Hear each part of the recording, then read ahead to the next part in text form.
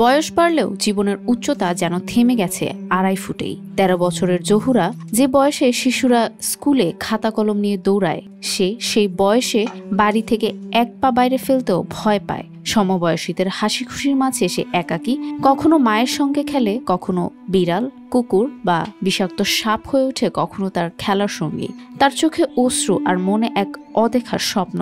কখনো কি সে অন্যদের মতো মুক্তভাবে হাসতে পারবে? জহুরার পৃথিবী যেন এক কঠিন যাত্রা, যেখানে একটাই প্রশ্ন, কবে সে পাবে স্বাভাবিক জীবনের সুখ? লিলি হালাল বিউটি সোপ, বিএসটিআই কর্তৃক সনদপ্রাপ্ত দেশের প্রথম হালাল বিউটি সোপ, দীপ্তিময় উজ্জ্বল ত্বকের জন্য। জহুরা জন্মগত ভাবে থেকে অসুস্থ, ও হাঁটতেও পারে না, কথা বলতেও পারে না। তো 12 থেকে 14 বছর মানে ও বাড়তেছেও না, মানে একভাবে থেকে যাচ্ছে। এখন যদি সরকার থেকে কোনো সহযোগিতা করে তাহলে ওর ফ্যামিলির জন্য, সবার জন্য ভালো হবে।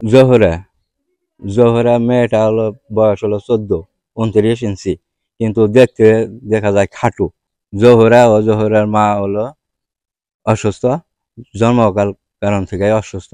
জহুরা হাঁটতে পারে না এবং হলো জহুরার মাও হাঁটতে পারে না, জহুরা কথা বলতে পারে না।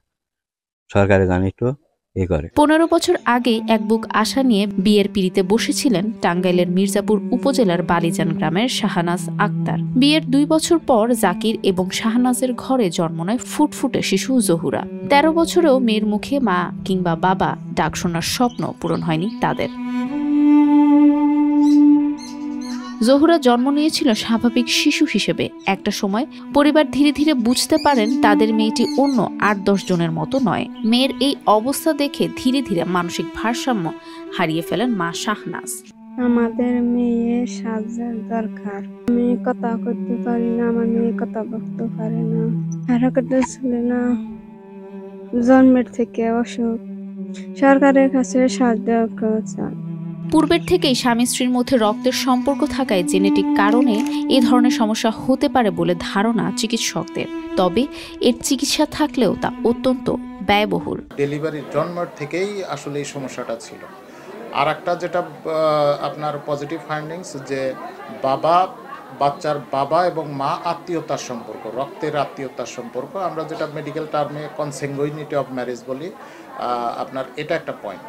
এবং ছবি দেখে যেটা মনে হলো যে এটা একটা হচ্ছে যে জেনেটিক ডিসঅর্ডার, জিনগত একটা সমস্যা, একটা জটিল প্রক্রিয়া। এবং এটার হচ্ছে যে বেশিরভাগ ক্ষেত্রেই আপনার হলো যে রোগগুলা ওইরকম কোনো ডেফিনিট কোনো টেস্ট করে যে ধরে ফেলবো সেরকম না। কিন্তু আমার দেখে যেটা মনে হলো যে আমাদের মেডিকেলের ভাষায় একটা টার্ম আছে, আমরা স্টোরেজ ডিজিজ বলি ব্রড টার্মে, আর যদি আর একটু সংক্ষেপে বলি এমপিএস বলে। এমপিএস, মিউকোপলিস্যাকারাইডোসিস, এটা হওয়ার সম্ভাবনাই বেশি। যে বাচ্চার ঠোঁটগুলা বড় বড়, জিহ্বাটা সবসময় বের করে রাখছে এবং বাচ্চার গ্রোথ নাই, কিন্তু বাচ্চা ফ্যাটি মানে বাল্কি।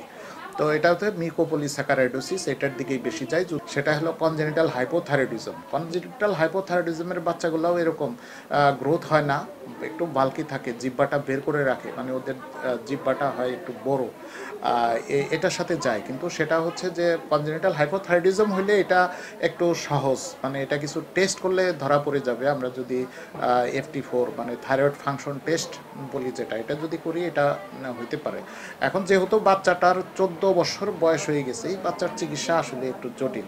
বিশেষ করে জেনেটিক সমস্যাগুলো তো ম্যাক্সিমাম ক্ষেত্রেই আসলে কারেক্টেবল না।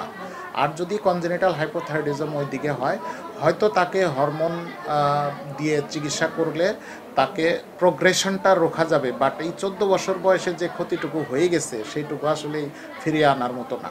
এদিকে মা মেয়েকে স্বাভাবিক জীবনে ফেরাতে সরকারের পাশাপাশি সমাজের বৃত্তবানদের এগিয়ে আসার আহ্বান স্থানীয়দের।